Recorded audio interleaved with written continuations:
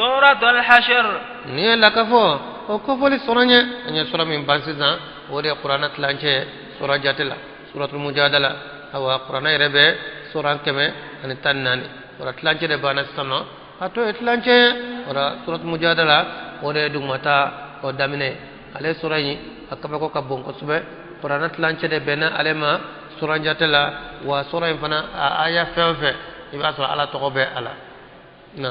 qur'aniye la kafo uluka sura yahudiya munun tumbe madina yahuda qabla sabakum bieno ubina genga bo madina mitanyo ko faranyo ka khaybara gute to khaybara de khaybara fana ubina genga bo fana madaniyatun badna sura do ba fama ko suratu bani nadir طبعا نادر قبلها ولي يودي قبلها وجينا كم مدينة كفو سورة انتقى دبا ولتنا وآياتها آية وجته 24 آية آية مغنانة ويا دكرية وجته نزلت أجينا بعد سورة البينة سورة البينة كفى بسم الله سورة انت من نانا على تقوي الرحمن ألم يهين لبولن تقيه الرحيم ألم يهين كلن تقيه سبح لله ما فن بلا جل بسنلك عليه في السماوات فن فنو بسفرولا وما في الأرض فبدو كلولا نako فن na yake maye obe dan taw ndeta nga haklin taw fana be saga do ala ni mani mafo mani mana fo yoro mina o ya hakli mawda may ma mana fo yoro mina o ya haklin taw nga ni min kele fora do imbe do no fe na be ka bakolola ni ma fena nin tan fena abi bala saniya fe be do kolola ni ma fena ani nin tan fena abi bala saniya be ni ka saniya togo ala de be tado ha kire go hali kombe la magame ke ni fiye be ko la maga abi mangani bo ko be ala ko fode afana ka ala ko fode yoye kono no be kasla yiri sambe ko ala ka ala ko fode nga be ni ka fo togo ala be ka kambe wantoru hal no be kasigila ko ala ko fode la ha ora ntiginyo ni be ala ko fo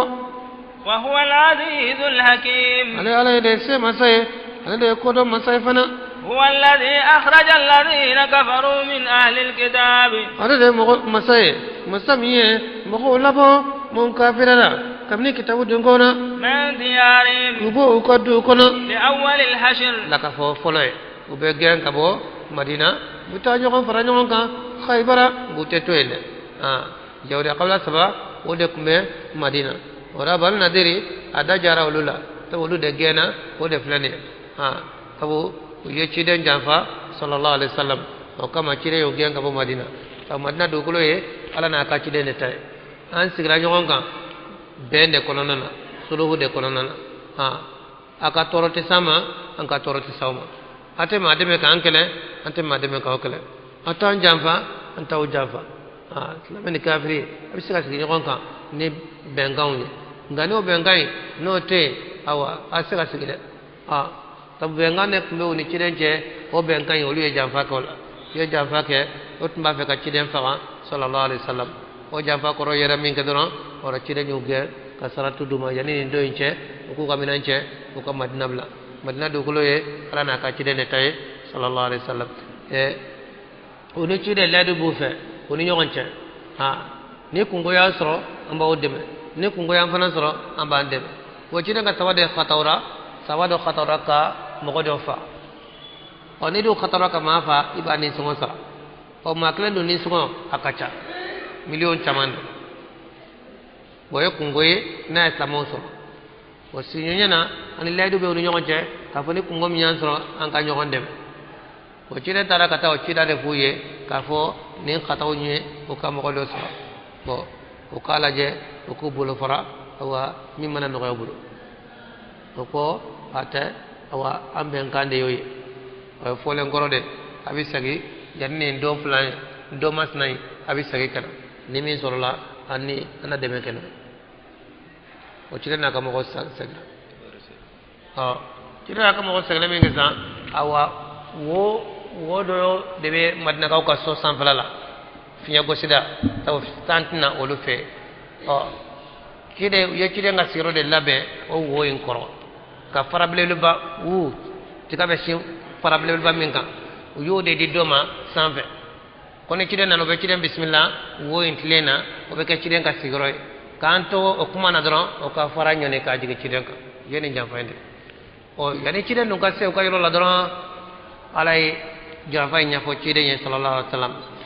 kono tara ciden ngana ka place mine de o ka sere sere ke fola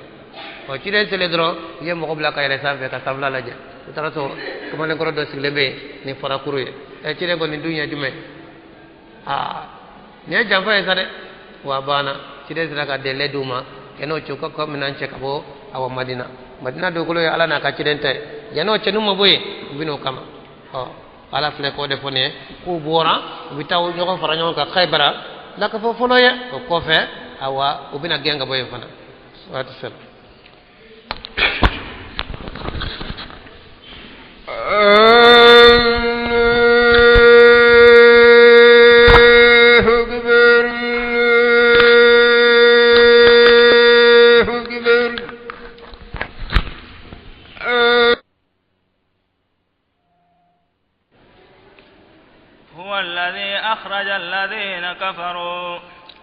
على عند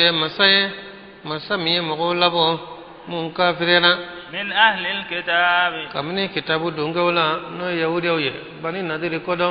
من ديارهم على ده ولبو وكدو كنا لأول الحشر لا كفولي فلوي نو فرانغالي خيبرا ما ظننتم أو ثم جي أن يخرجوا ويهودي ونبوده أبو كنت فيكابو وسيلم مدينة san keme yiriga ka fo dongele ulu katle gwange ka bo yenno akunto miride wazannu nguyere ya dangane de annahum mana'atum husunum min Allah ka fo uka jinunum bubali ka bo alamale be jinko mununa ko ba munun kelendo ko ka sigiro koli ma miri ka fo kelebise ka do lu ka yenno mimbu labo uka sigiro nyumaina فأعطاهم الله من حيث لم يحتسبوا قال نانوما كمني فام نومو بسيره وقذف في قلوبهم الرعب اي جورن اسلام ايو كرم دسكونا ني كلانيان سرانيه كبا وهي امنن دده يخربون بيوتهم بأيديهم ويرا وللا مبالك كسويا نو يرتغويا وأيدي المؤمنين اني مونو تغو فاعتبروا يا أولي الأبصار يا تاسي أو هكل يمانتكو أو دسكون يمانتكو يا تاسي أكاميري نينادة سيبي على دي فانغبي على دي بني نادري ويا جامفاك كافو بيتشيدم فقا بوكرا جامفاين كلام منك وتشيدم كوكابو مدينة وكا مدينة دوكولو بلا مدينة دوكولو يه على ناكا تشيدم دتايدة أني جامفان تشيدم سيني دلة دي روما يانو داتي تشي ku kamina chokata munye ke gumonye olu kamina unche awa nalama munun sigira awa olu yere taba do ka yoro sanyre ka fara yere ko ke gumon ko nyafo adon ka fo chide ko nyafo abake atutoy olu tara nalama munun sigira olu sira ka fo ka yoro do woro san ka faro ka dati sira dro chide nay sabaw nana sallallahu alaihi wasallam kanu ka dugu yoro damine ko jindamine kelere makala ka faywa abe bo wa atebo ambe bo wa kara boli nele o ira wulla ka jelewni awa palota o bala ka kon fenge hali o dele sele cire masingo kele cire nana doro nabita wala natita aw ka meta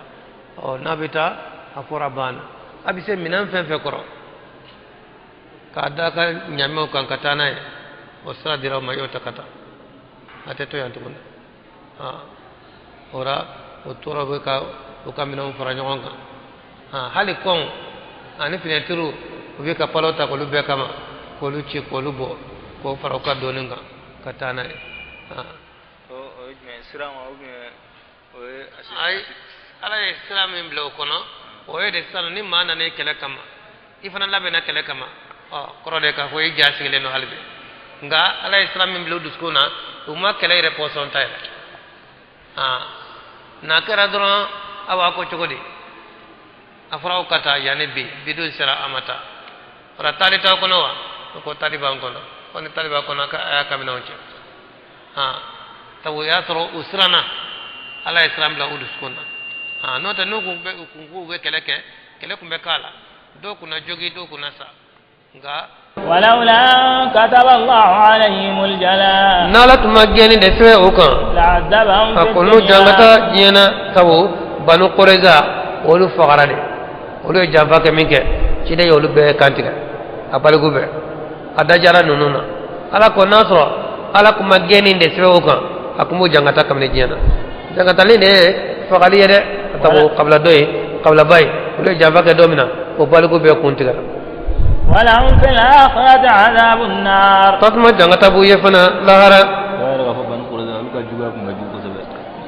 olu ka janfa comme abe sagi kata o ka kiri bade ba olu ka kiri de mami ma wode ko ka befa olu yele ko saado ko ka kiri ti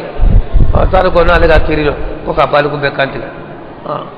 wala lu kantiga na ذلك بأنهم شاقوا الله ولا إكاد ولكني يلا سزو ورسوله لا كشيد ومن يشاق الله لما مي يلا سزو فإن الله شديد العقاب ما قطعتم من لينة أدونا أو تمر فرو شام بي إلى سبب لا كوتيك كتسمدو تمر فرو لا ويرى جولين تمر نادي دو بكاتيك دو بكاجين wala so ka do ka fo gengu te ka foro nunu ye an te sa ka foro a gengu ye mu ye ay jamfa ke madina do kulo ye ala na ka ci de tay o ate to ya nga amina fore ci de afle ka angi anga foro de no fe aya angi anga tamaro de no fe o tamaro je na o yere nyana jiru tigala o yere nyana abita de ala ko ama o tamaro ntiga yoro sa yar munafaka mun gunguma ko ciden saka wala bo mutara kuma bon fuye ciden na kana yoro damne o ma saka hali kuma ba mun mulla ko kamina on cedoro me ko kamina on sere ko daw kanya men ba ciden mo ko bula ka tamaro tige be ka tasma ke tamaro forol munafiqun ka kuma yele mana ko cide alay be mo bali cianina alay be ka ciani ke ko nun tige ku nun jeni ku wala ko ama tamaro juttige aw taraktumuha qa'imatan wala ay mi yereto awa ajole Allah silika fa bi idnillah abe karana la ka jene mun tigara akrana la ka jene mun yere jerina akrana la ka jeye ko fanan toray o fanan be ala de sonano yere wal yuqti al fasiqin ko to ka fasiqu samaya ala dabo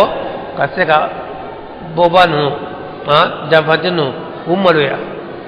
daboro de kama wama afa Allah ala rasuli ala ko femi nala yo fay awa jugula wama awjabtum alayhi min khayl nama so boli minka wala rikab ama nyame boli minka o de fay tabo na tara kelela jari la na ka fi dugu kele mi mana soro yenno bolo fena ala fo ko ganima o to ganima ye o betla duru ye kelebe di ala na ka cidema nani o betla kele kala woni yonte o to ko galima o ngana tara joro me in kele kama mak kele ma ketu ko yire bolla no yire o lu ka bolle fe o te galima o to e fayde o to e fay bo o tatla kele kala woni yonte o bebla ala na ka cide ka kontla bebla islamu ka kesu pro ka kesu bebla o de ko ka kontla ne kala kala minale fa fuma ko ganima o de betla nga mi ye feye o tatla ora bani nadiri o kana fulo en kala feyde walla ko na lay mi feye ka cidema awa jugu fe ka tra awma so boli aka ama nyame boli aka kura makeleke walakin Allah nga ala yusallitu rusulahu ala man yasha ba ka cide un siliti fenka maka man manaja wallahu ala kulli shay'in qadir la sibaye tembele jilenka ma fa Allah ala rasuli nala ifemin bo aka cidenka o fay aka cidenka koro ka bo cidenka kamni dugu ba dungora walillahi ora tetlane o tege ganimay obedi alama walirrasul wala ana ka cide walzil qurba ani bare suru ciden bare suru awa sherifu munte awa jagadu sabu ni ganima ni kelekera mi solanko e ganima nani betla kelekela ni nyonche dur na be de chirema mo na da chirema chine be atla duru kele be de chirema chine ba ka musaga bola ani kele wore labe be bola kele dur nay chine botla duru ka kelen tawla ka kelandi aka qabla mo munte jagado shirifu bani hashim kelebe doluma ani bal muntalibi ani yatima de mu faw tora kelela kelebe doluma miskino foi yatim mulo dobe doma o kele wore labe awa o kelebe bla o laben kama o bo nimi kera fayesa o tatla fenta de kele kala mona o bede bla awa beke comme comme sutuwa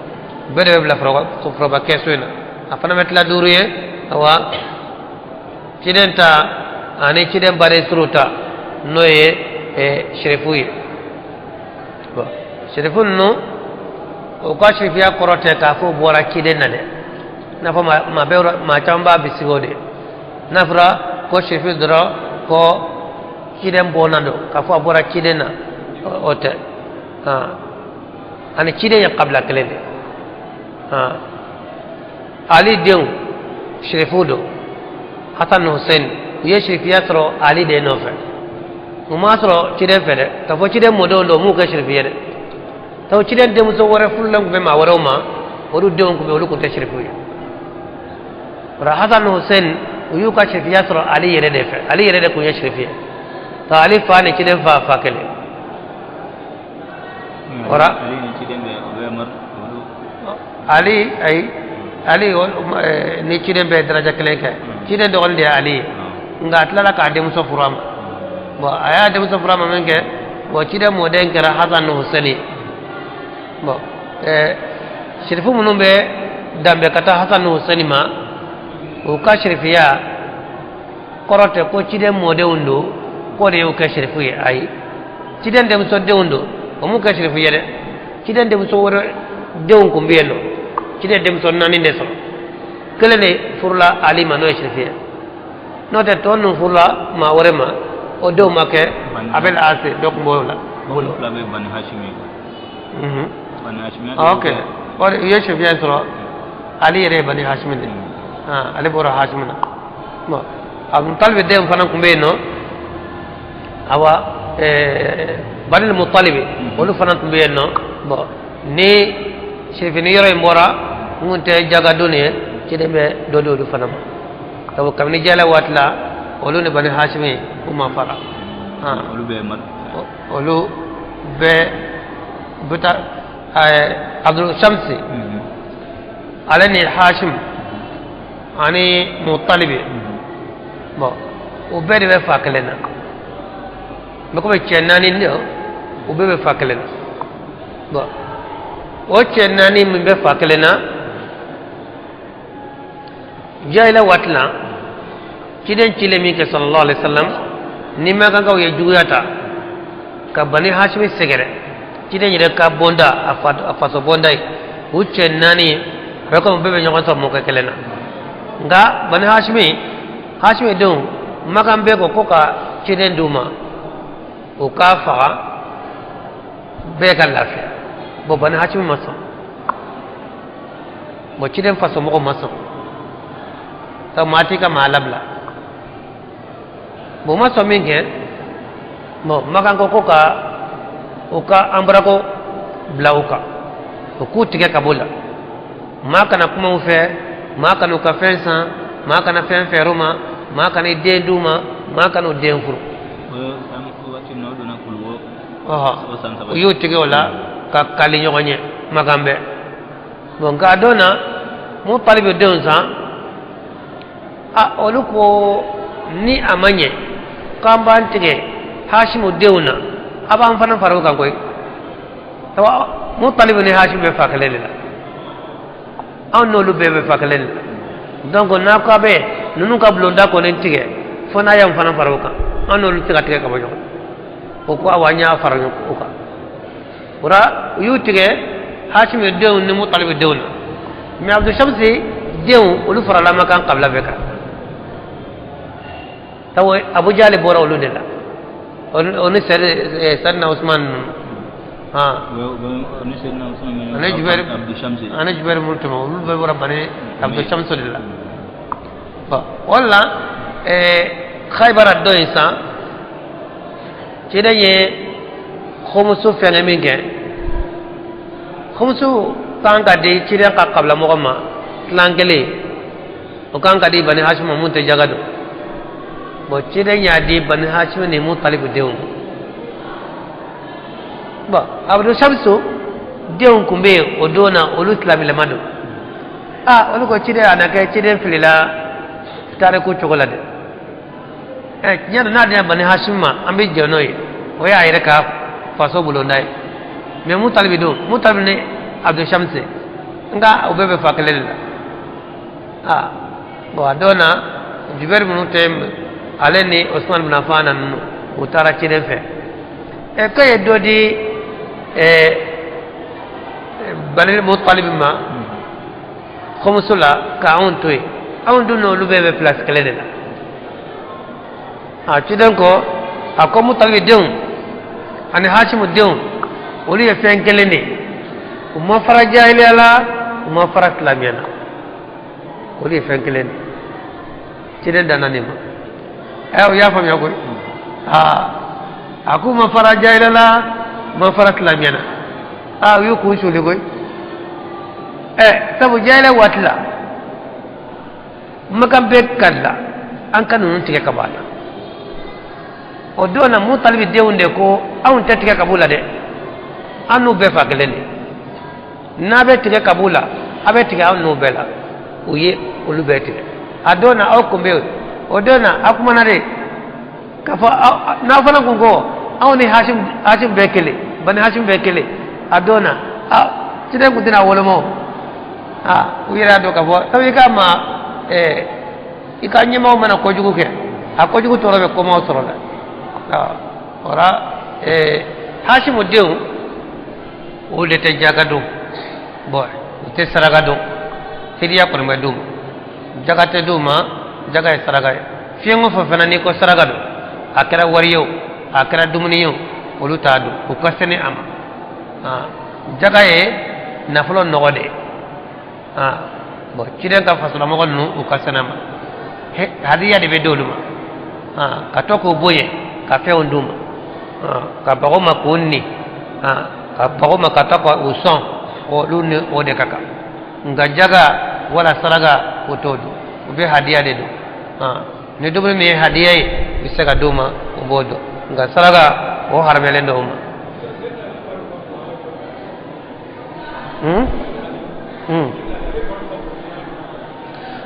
obisa kege o ko be fa kalena comme ci dem fa o fatura jora fatura ka halama ama samu gabo o furla dron musoye konota ale fatura ale ma fatura ka to hal samu gabo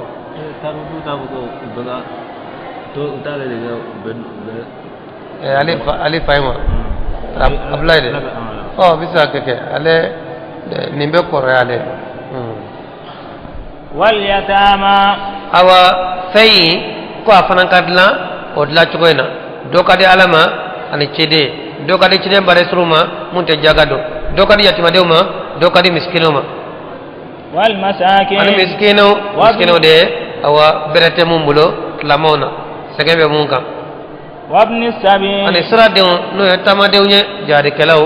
do bi segabla lu fananya kay la yakuna dulatan bainal aghniya mun ko sakana ke awa dundu magaye jonforo akana ke jonforo ye awa bana ni yonche awula de ina fo jama fe nyemo ko kasinga ata nyakli batigi do kasinga iporoka fo de mako dundu maga o ya mara kan jonforo forba fe ni dunduma non ko dunduma o yemara kan fo saka tabu mara kan ka korbo nan kan na kara mamanon fana ba fo dunduma awa o ye mara kan de to ora akana na ke dundumaye awa wala ala ya ta fanfo نافرني كلكرا ناي ميسرو يا قدمي وبتلا دوريه ناني بتلا كلكلا ونيونچ ترى بلا تشيدن كا كونتلا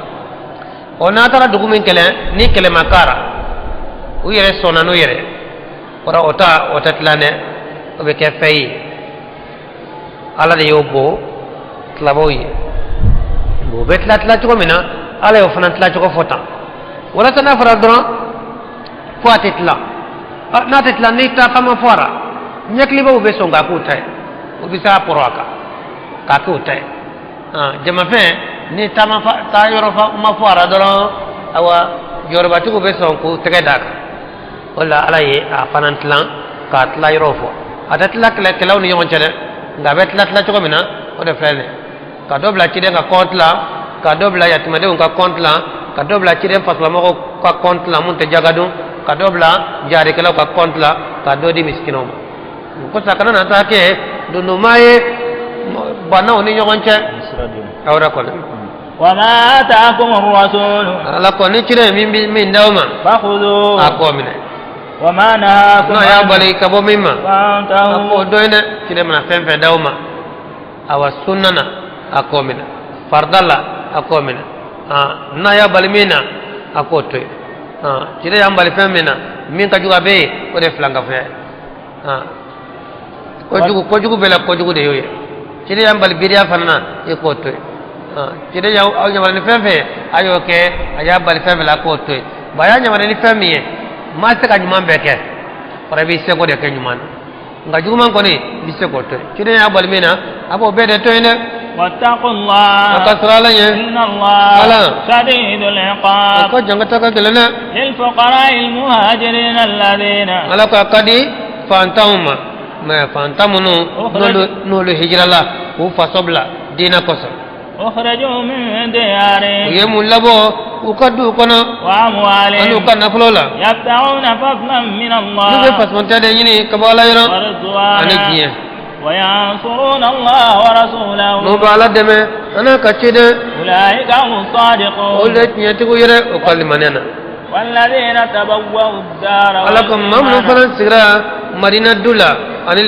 لمنة دولا قبلهم فكون هجرة باو نالية يحبون من هاجر إليهم ولبه ما كانوا ما منا يلمه كانوا مره على بكمدنا كول هتانو جاتك جمعندو ولبه دنا نفسها ويرين ولا يجدون في صدورهم حاجة وتدقون سسرا ودسكون ودسولا وتدقون سرا مما أوتوا ونفنا من درما نتلالي فكرة مدنا كول يفين سرا لاو ما فين سرا لاو أتدقولا هل نبدي نوما كوتوي وكسرتالا ببهما كمان دي نوما كفتلين دوما وبسر دولة منوندو وتة دقون سسرا ودسلا فمن دوما ويؤثرون على أنفسهم وبسران لك ويركون كذا ولو كان بهم خصاصة هل لكم قلمولا وبدنا فساويره كمن دي نما ويربشكونا ونكاو وكبتل تبتشري صلى الله عليه وسلم دولا نندو نانا جيجي دنكا صلى الله عليه وسلم ko ale ni dumuni che famana de ko kuma bale la ko kuma bade bale la tide cibla kata muso yoro ni dumuni be mi fe ado muso ko non to de be cide mul cide mo gobla kata muso ko lo yoro ko kala ko fo itale kaso dumuni fe na be fo jide jigo asande be o jawi na fo duna nyere silenya cide ala tay kata muso refe ko jabe kelena ko fanan kala ko fo itale kaso mi dumuni fe na fo jide cide ko kata do refe muso ko non tay ay turu ke ubela fo masro ase kaso dumuni fe na fo jigo asa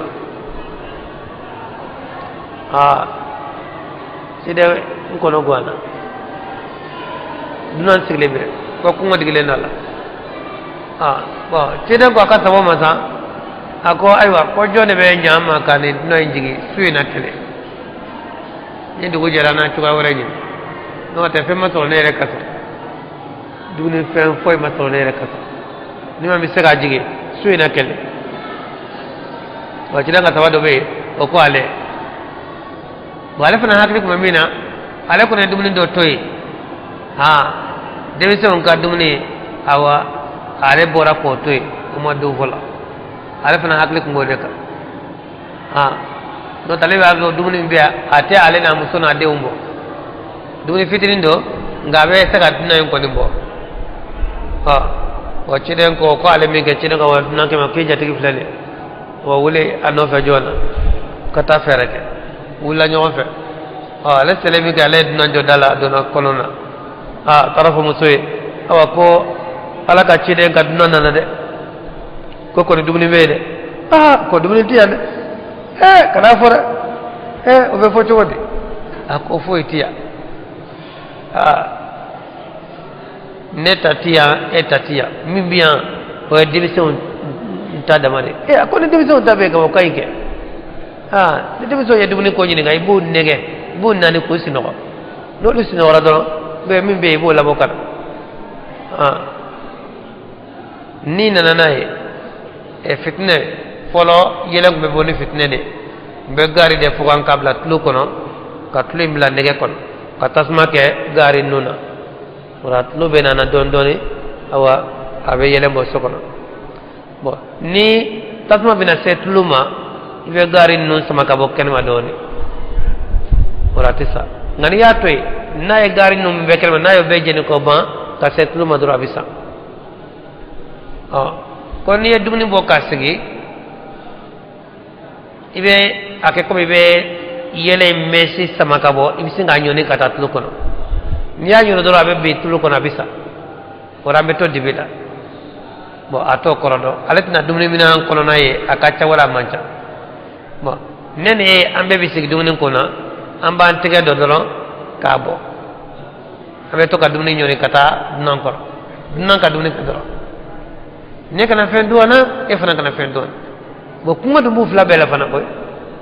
nga ceje ni fo amusoye muso fana sona bo yedemi so nege fo ko lusno le minke ana dumni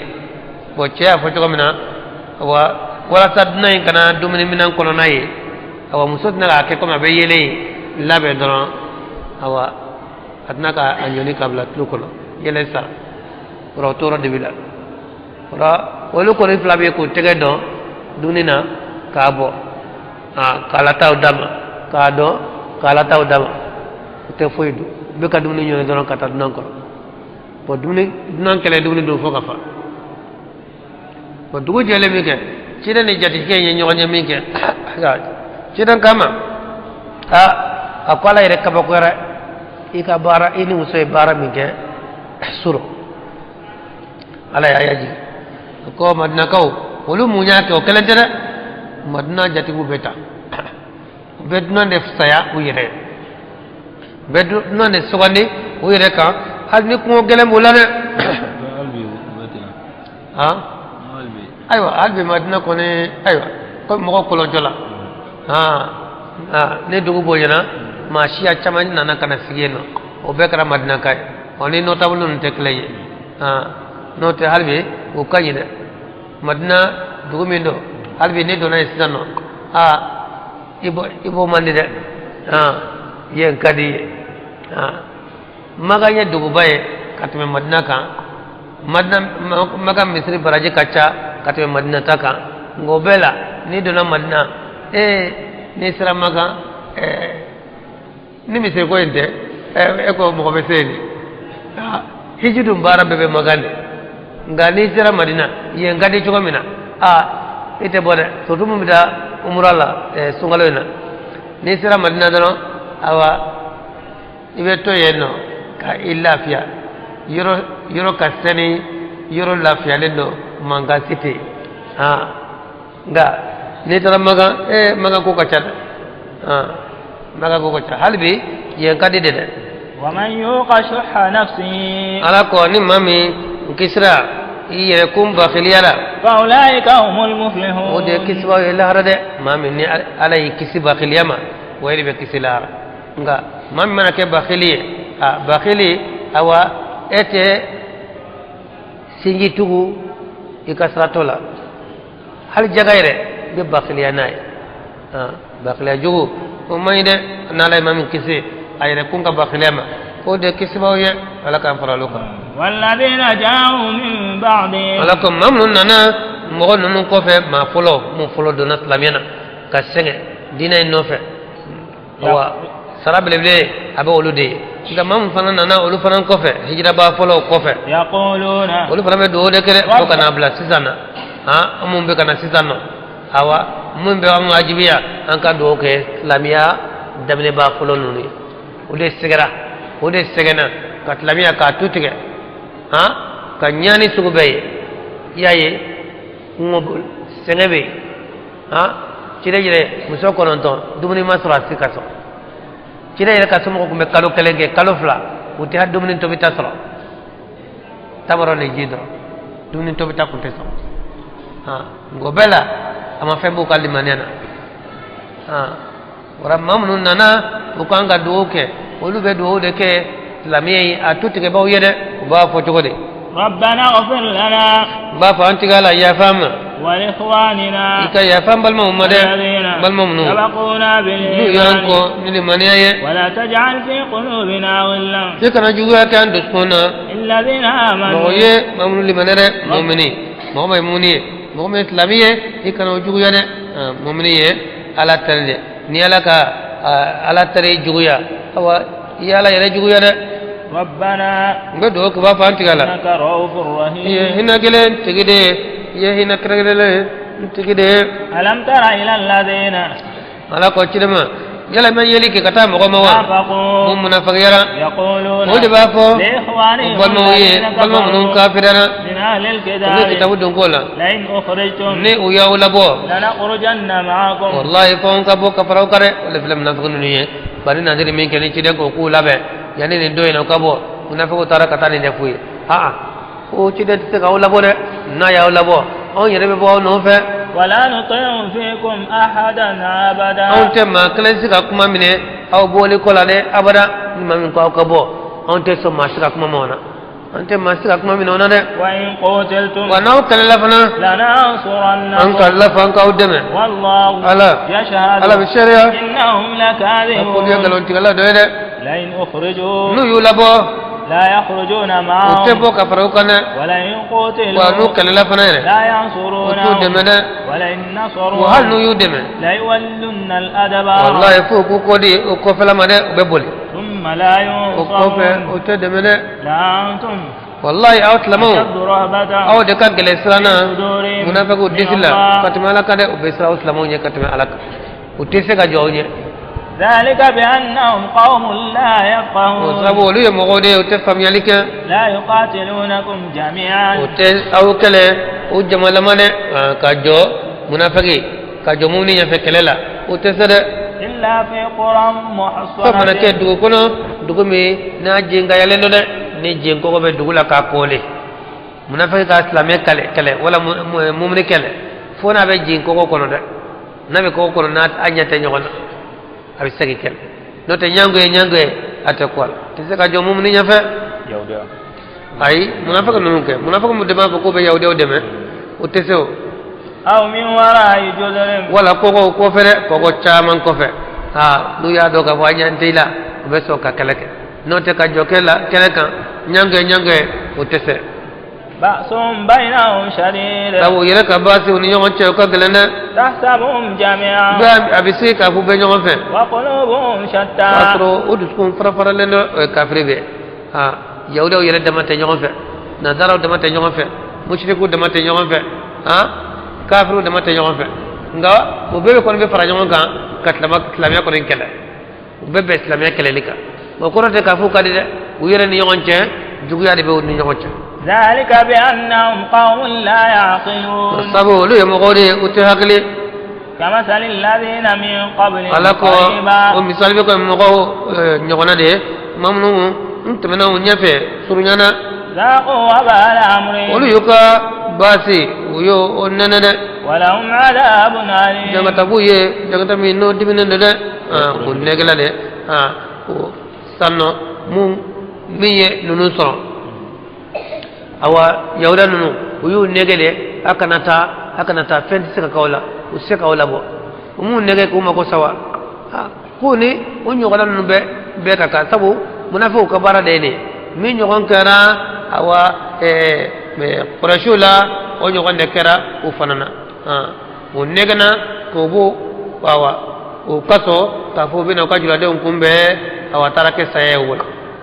walu fana awa unegana ko sigi atarake awa mako saye wala كمثل الشيطان ومثالي تبو كمان نجه atigi be dayla Allah ba mita yele may bulo ko juguye o nyogon misali be ko mi shaytan ka misali de إذ قال للإنسان كفر mamina ne shaytan na fanan ko awa mama ko kafiriya فلما كفر mamna na kafiriya قال shaytan ko إني بريء منك ko ne yiro jene no kabima de إني أخاف الله ne bisrala je رب العالمين dan fe on tege shaytan ayo ke albatu badola nazara dina mo oluku mimman kala ko mana bonya ibe ile makata ko kono batu kama bo albatu bado kumbe awa togo dala kayma dugu ko kan batu kama bo olu ba ke hal min te kalamba yo ba ke kalamali do shaytane ka do ila ki soro o kanno kata ale to akabatu ila yeno bo syaitan ba fe ka makosa ay mungkin atara do fama yere demusolla demuson kele ko be fama bulo demuson mando acca kay syaitan dala dola ka syaitan bana blawla onala ka bana wulila aba ka finin bere waraka ka bala Allah ngolo jede beto ye fura sugu be ñini ka dese ma se ka furake bo shaytane a solla kana fu ye ko aka balbato na ba fe kanin furake abita di ala mogo yindema ala mogo file ko kon no ala dele akama ko dron le bisira furake no tati kene ko shaytane nana kana o fu ye min ke o solla ka balbato enta katana ye batu bay nyorola ngokon ko akala je ko ala te fura kele ken ala akabatulla ko iko furanya de ko ne do kay ala ko adula abe no ya ko ala te fura kele ken ko hal ni te fura kele ke amba to ibolo yanno ika ala dele ay wala sala ken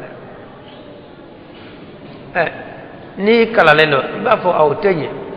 wal muso kele ne kele be ko kono yono anti sega je o te marse ay sega nay ni be do ka yedo be do ke kata na ka barwato anga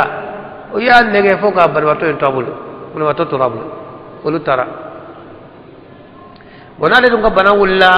abi warakade ala ngolo jere beto bo o kele mi ke sa shaytan le bana ka ale jarabi fo ale sira dem soyim wala sele dem so ma fana osna ka ke kono e dem so e kono ta shaytan kele abi yere le bane ka ke mo goy kana bo o shaytan kele yere ay le yere ma kana mori ke masa batu bayma akoni bela kale chodi le bana kuma kono albatu kama be ka dana be ga ke ala moy moyu dem so ta kana dema ke ko furake tara kono dawla o bisiga lakali ni dona ni chaka jugude yiko be min ke sa wala te kato sutrala be fere ke ka fagade ni ya faga ibadatu ba sutura ni ya do qabrula na ka mo nana ba ko banama ko wala ka sara ke ya asutura ni yo koninke adola te akorote don tugu note nunna no dem sen kono masoro ibolo yanno o kajuguda yaro masake redden o minana ay fereke ay dem sen fa aya sutura sutura le wati kele minge awan nu fana bara dugu kono kana mo kala je aku nana o kabal wato laje ko tinya do ko bar wato ko ni banama ko warade afatura na dunya sutura o yafo bo mabe yoro mine be sayenno de o yale fo ka do kay ulu sagra o sagle shetan mutto ento shetan tila kana aw kan ninjera adembe ale bulu kungo kono shere tala ale kele ne bi edno na fa ka mo sara aw ma shuye ama foye aw bisinga dola etta sige na ka ya shudo ba fa ka kabru jirawla aba shuda ile kala je folo ni fen na sara na yere bana de ya fa wala fen de kara ka fa o te flew aku ngango de sige me ma kele ma kana dawla tanno ha ko ne kiye ko labana ka wuli ko tara sige ko ko awa ko karamo annana eko barbato ko afatura ant ba fi anga qabru utala qabru jira aya qabru jirawla lo fana qabru dayre ka shula je yasro afala de akono man fana do fa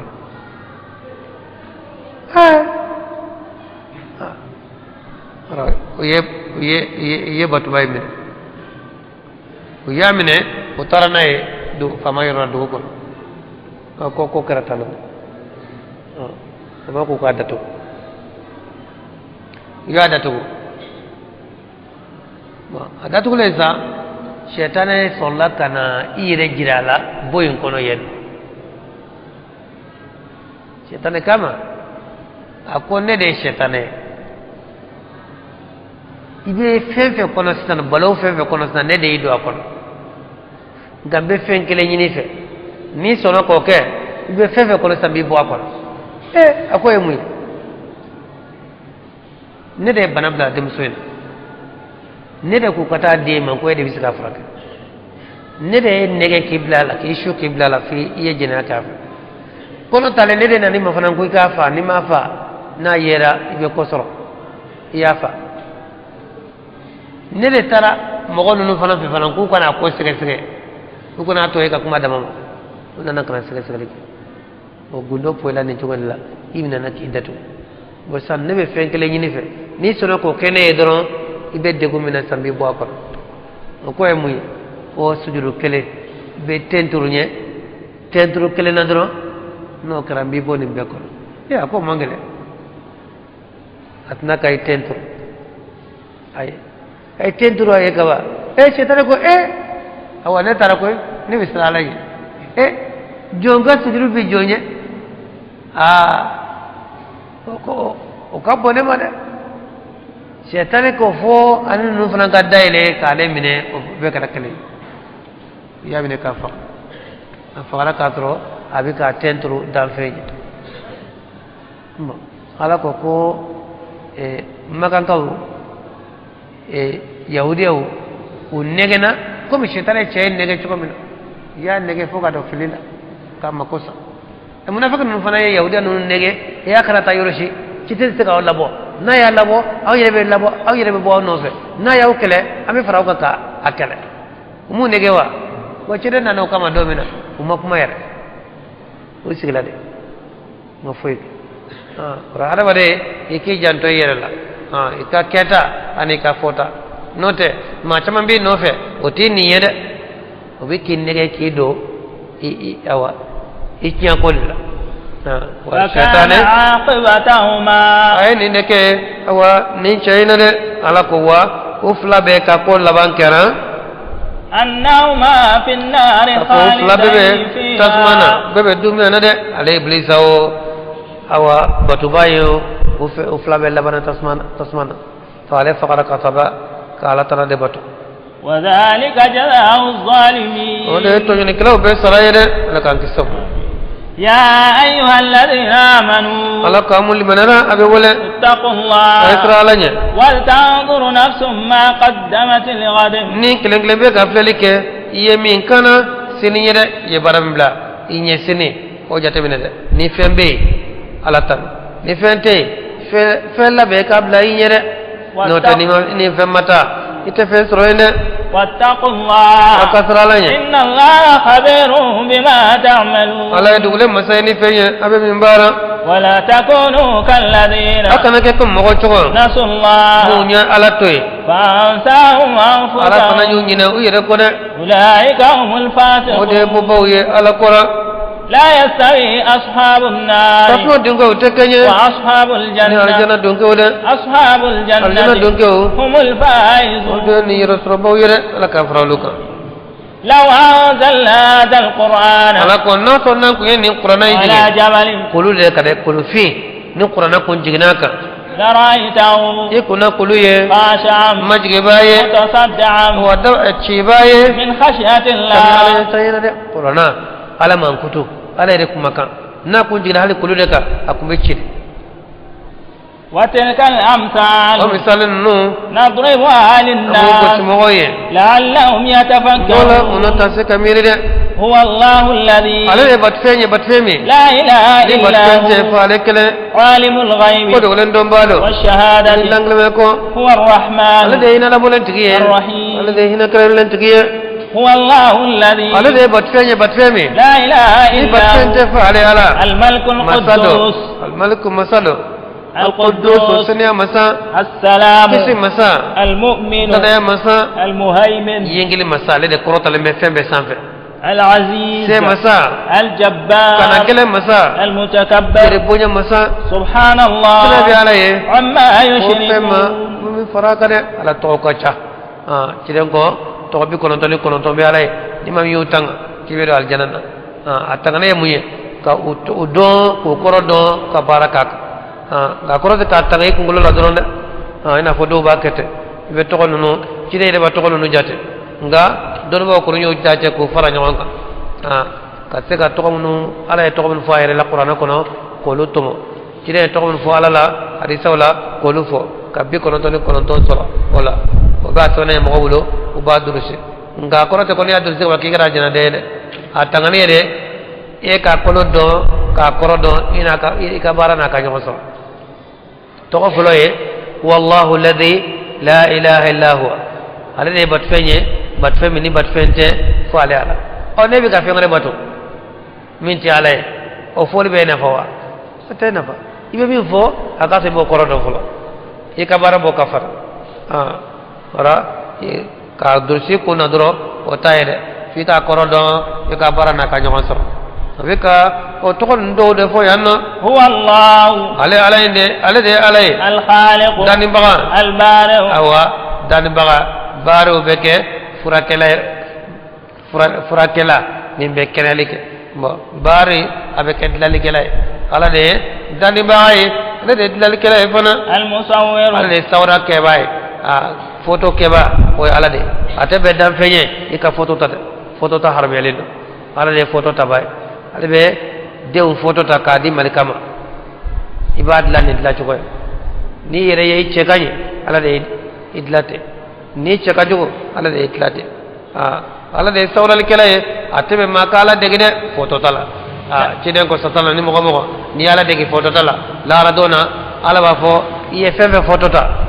aba be jira ila kan nindo abela taw yale degede ale ataw ale nindo lula ifana kan nindo tara ni wasa kan nindo ila ala rebe nindo la ko ni bla tasma ko obi jangata be faray jangata fe on kade له الأسماء الحسنى to ko nyum be ala ye يسبح له ما في السماوات والأرض fem be la jile mesana ne ke ala ye fe be ka ba kolola ni fem be du kolola وهو العزيز الحكيم wala de se masaye wala de ko do masaye fana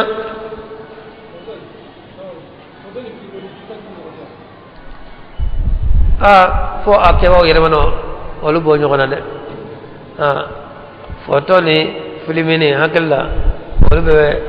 be danga kelena de tabo ese ga filmini ma foto ta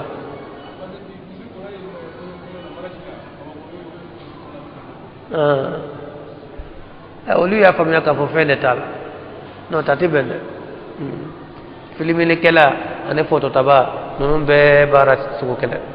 to ate ni ma foto inta